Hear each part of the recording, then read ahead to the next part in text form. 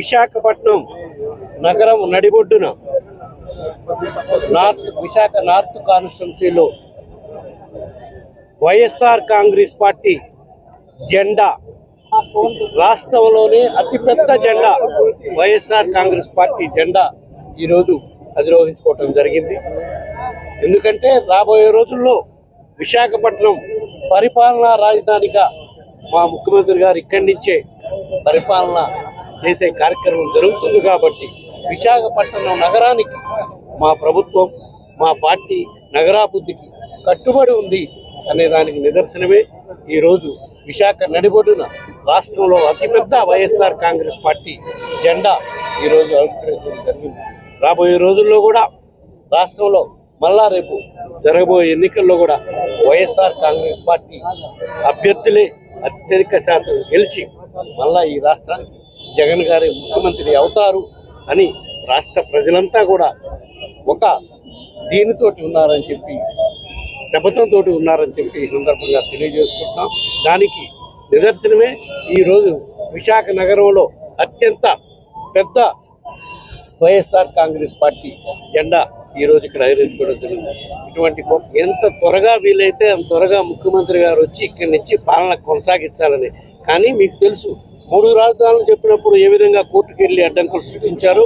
మళ్ళా ఇక్కడి నుంచి పరిపాలనా రాజధాని చేయడానికి కూడా అదేవిధంగా కోర్టు పరంగా న్యాయపరమైన ఇబ్బందులు సృష్టిస్తున్నారు. వాటన్నిటినీ అధిగమిస్తామన్న నమ్మకం మాకుంది.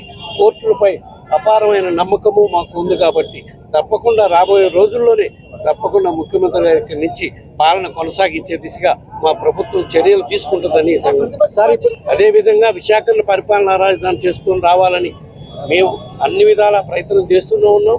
అందుకనే వివిధ సందర్భాల్లో ముఖ్యమంత్రి గారు చెప్పడం జరిగింది, త్వరలోనే ఇక్కడి నుంచి పాలన కొనసాగిస్తానని చెప్పడం జరిగింది. కానీ దాంట్లో కూడా కొన్ని న్యాయపరమైన క్యాంప్ ఆఫీస్ చేయడానికి లేదని, పర్మిషన్ లేకుండా చేయకూడదని దానిపరమైన చిక్కులు కూడా ఉన్నాయి. అవన్నీ చక్కబెట్టుకొని ఎటువంటి ఇబ్బందులు లేకుండా ఇక్కడికి వచ్చి ప్రజలకి మేలైన పాలన ఇద్దాము అనేది మా ముఖ్యమంత్రి గారి దృఢ సంకల్పం. తప్పకుండా రాబోయే రోజుల్లో అది నెరవేరుతుందని. రాబోయే రోజుల్లో మన రాష్ట్ర సమస్యలపై, విభజన సమయంలో ఇచ్చిన హామీలన్నీ అమలు చేసేదానిపై, రాష్ట్రానికి అభివృద్ధి పరంలో నడిపించేదానికి గౌరవ ముఖ్యమంత్రి జగన్మోహన్ రెడ్డి గారు ఏ విధంగా గొప్ప గొప్ప పథకాలు ప్రారంభించి ముందుకు తీసుకెళ్తున్నారు, వాటన్నిటికీ కేంద్ర ప్రభుత్వం నుంచి సహకారం అందే విధంగా రాజ్యసభ సభ్యులుగా మేము నిరంతరం కృషి చేస్తామని చెప్పి చాలా వరకు అయితే చాలా కొరకు వచ్చిందమ్మా.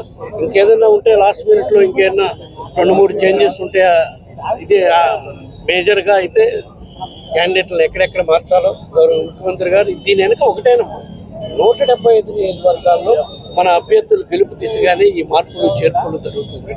తప్పకుండా ఈ మార్పులు చేర్పులు ఏ మేరకు అందరినీ ఒప్పించి చేస్తున్నాము. దాంట్లో మా గౌరవ ముఖ్యమంత్రి జగన్మోహన్ రెడ్డి గారు అందరితో మాట్లాడి అందరినీ ఒప్పించి ఆమోదయోగ్యంగానే మార్పులు చేస్తున్నారు. కాబట్టి ప్రజలందరి మద్దతుతో ఏ విధంగా అయితే మార్పులు చేశామో ఆ మార్పులు చేసిన నియోజకవర్గాల్లో కూడా వైఎస్ఆర్ కాంగ్రెస్ పార్టీ అత్యంత గొప్ప మెజార్టీతో గెలుపు అవకాశాలు ఉన్నాయని చెప్పి ఆయనైతే మాలాగా ధైర్యంగా ఈ రాష్ట్రానికి ఇన్ని మేళ్లు చేశాను, నేను చేసిన మేళ్లు మీరు నమ్మితేనే మా ప్రభుత్వాన్ని నన్ను ఆశీర్వదించండి ఏ విధంగా అయితే మన గౌరవ ముఖ్యమంత్రి గారు చెప్తున్నారో అట్లా ఒక్క మాట చంద్రబాబు నాయుడు గారు చెప్పగలరా?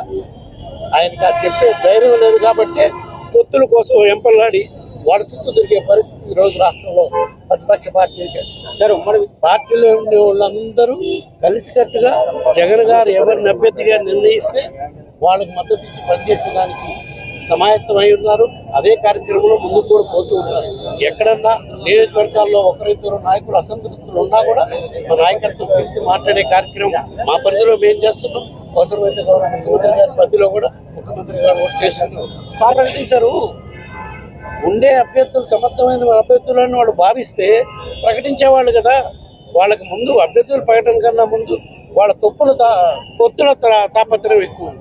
ఒంటరిగా పోటీ చేసే శక్తి లేదు. కాబట్టి పొత్తులు పక్క పార్టీల నాయకత్వంతో మాట్లాడుకున్నాకనే వాళ్ళకి ఎన్ని సీట్లు ఇవ్వాలి, వీళ్ళకి ఎన్ని సీట్లు ఇవ్వాలి అని నిర్ధారణ చేసుకున్నాకనే వాళ్ళు ప్రకటించాలని ఆలోచిస్తున్నారు అనుకుంటాను. మంత్రి అమర్నాథ్ గారు రాష్ట్రంలో ఒక మంత్రిగా గౌరవ ముఖ్యమంత్రి జగన్మోహన్ రెడ్డి గారికి అండగా నిరంతరం ఉంటాడు. ఇప్పుడు ఆయన సేవలు పార్టీకి వాడుకోవాలని ముఖ్యమంత్రి గారు నిర్ణయించారు కాబట్టి నాకు అప్పచెప్పారు. విశాఖ, అనకాపల్లి, అల్లూరు సీతారామరాజు జిల్లాల్లో మన అభ్యర్థుల గెలుపుకి డిప్యూటీ రీజనల్ కోఆర్డినేటర్గా బాధ్యతలు ఇచ్చి మా పార్టీ అభ్యర్థులు గెలుపు కృషి చేయాలని చెప్పి అప్పచెప్పడం జరిగింది. తప్పకుండా అమర్నాథ్, గుడివాడ అమర్నాథ్ లాంటి నాయకులు ఎవరైతే ఆయనకి లేదు, ఆయన సంతోషంగా పార్టీ కోసం ముఖ్యమంత్రి జగన్మోహన్ రెడ్డి గారు అప్పచెప్పిన బాధ్యతలన్నీ చేయటానికి అందరం ఎలక్షన్లో నిలబడి కొట్లాడితే పార్టీ పనులు చేసేది ఎవరు, పార్టీ కార్యక్రమాల వల్ల పార్టీ అభ్యర్థుల గెలుపులో పాలు పంచుకునే వాళ్ళు ఎవరు?